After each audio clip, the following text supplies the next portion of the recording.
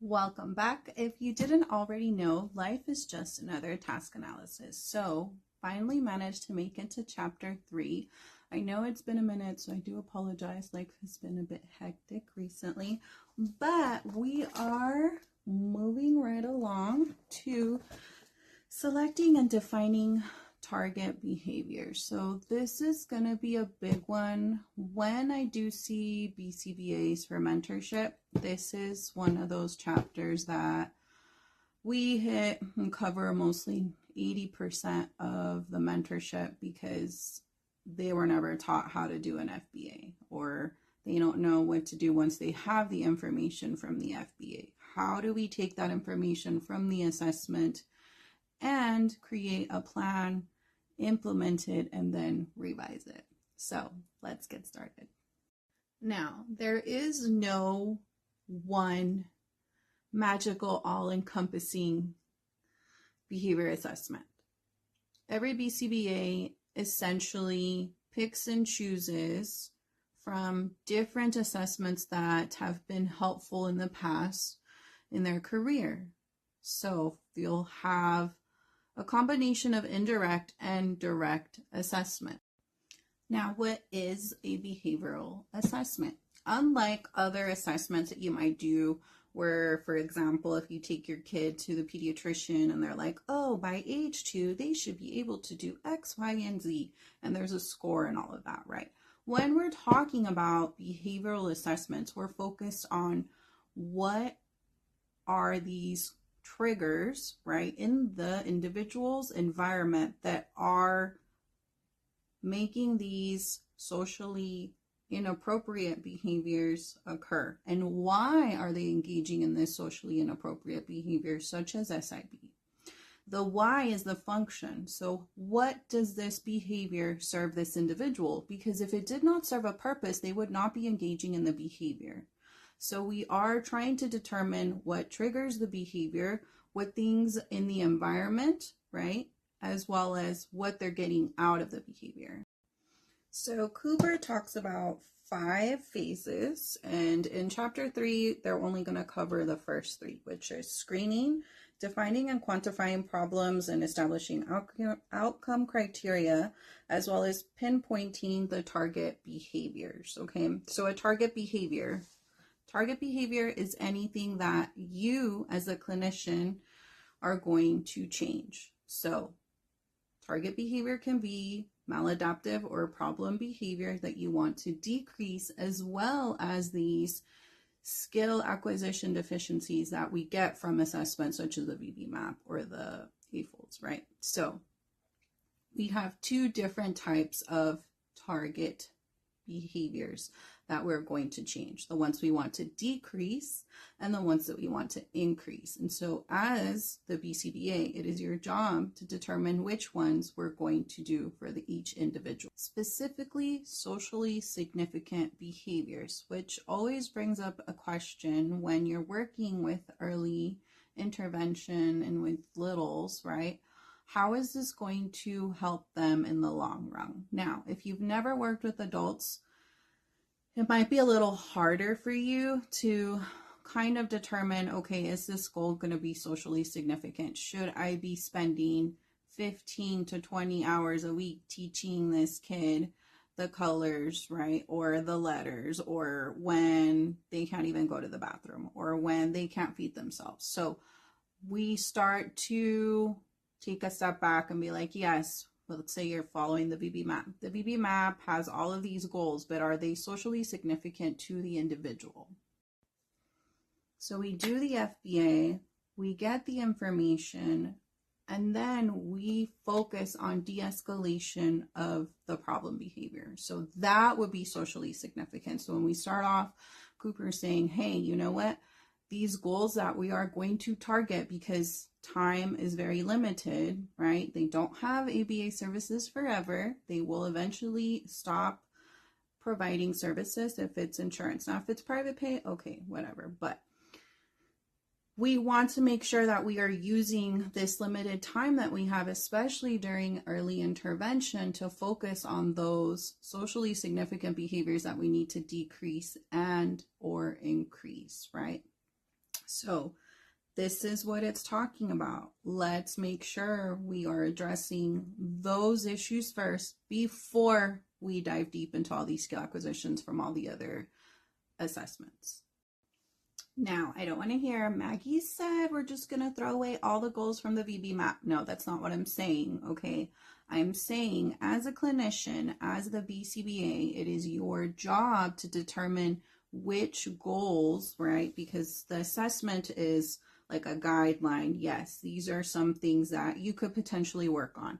But at the end of the day, if that child is engaging in SIB, you're going to target that first and foremost before you start teaching colors, right? Because how are you going to teach colors or receptive identification or matching, whatever the case may be for your skill acquisition programs, when your learner is engaging in a 45-minute tantrum or longer, right? I've heard a lot of horror stories lately. Now, Cooper says that before we even consider starting a behavior assessment, we need to meet two prerequisites. Number one, do we even have the authority to implement any kind of behavioral assessment for this individual? Now, I see this a lot, especially on social media, such as Facebook posts, where there's student analysts looking for a supervisor, right? Help me, I need somebody to do my restricted and unrestricted. I work in a day hab program. Can you please supervise me? No, we can't. Why? Because we don't have a contract with that facility. We need to have permission first before we can do any of this. Second, what information do we have? Did you do research on the individual? Because as scientists, we are required to do research, right? We're talking medical records, any other psychological or psychiatric evaluations, as well as educational reports. And we're not just talking about medical records, right? Those are important, but also, have they gone to school before? Are there any reports about any type of behaviors that we're seeing in the school setting, or in the daycare setting, or in the residential facility, or the group home?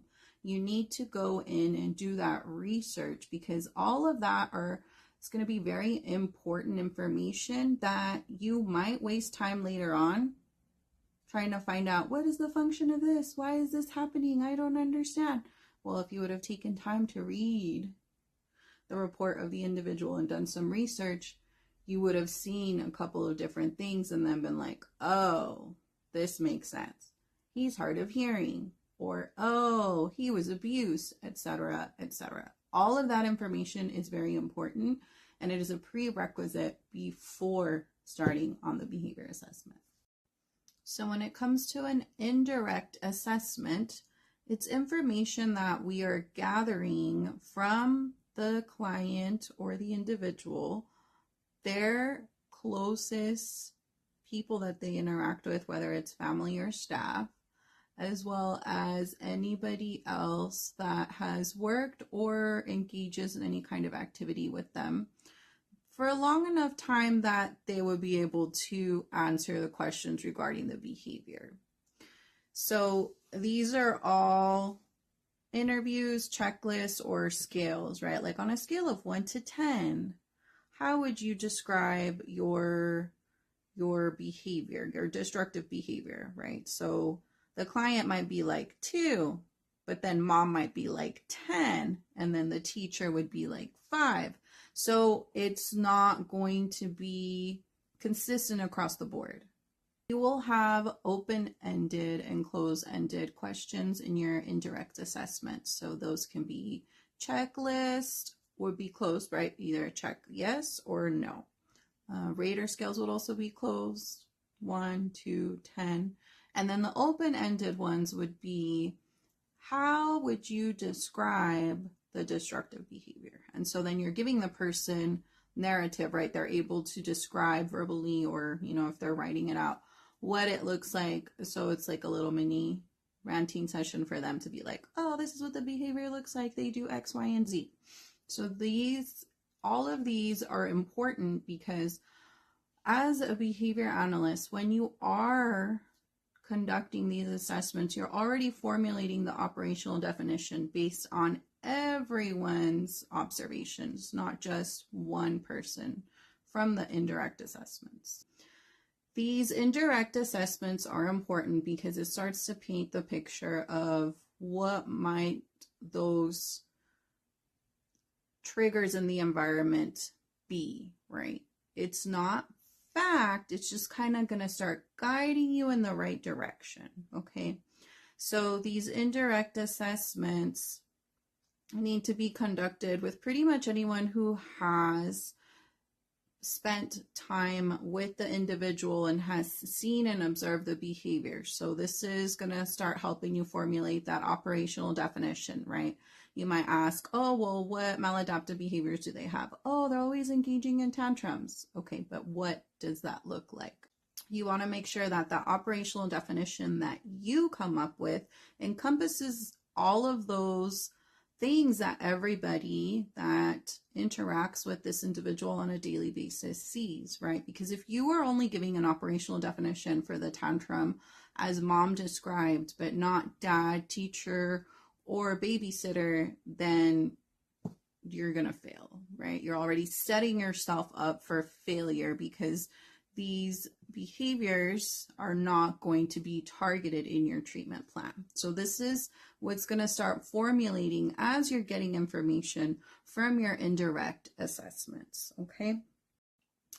Notice I said forming an operational definition because we're going to need more than just the indirect assessment. We are going to need direct assessment, and then once we combine the indirect and the direct assessment information, when we have our hypothesized function, we're going to then test it out when we start implementing ABA, right? Okay, if I think that based on all the information that I gathered, the function is escape, then we're going to test it, right? And it might prove true and it might not prove true. So that is why it takes a while to form all of this. But for now, we're going to go ahead and stop here at indirect assessments. When I come back, we're going to talk about direct assessments and we'll continue this FBA process. I hope you all enjoy the rest of your day. See you later.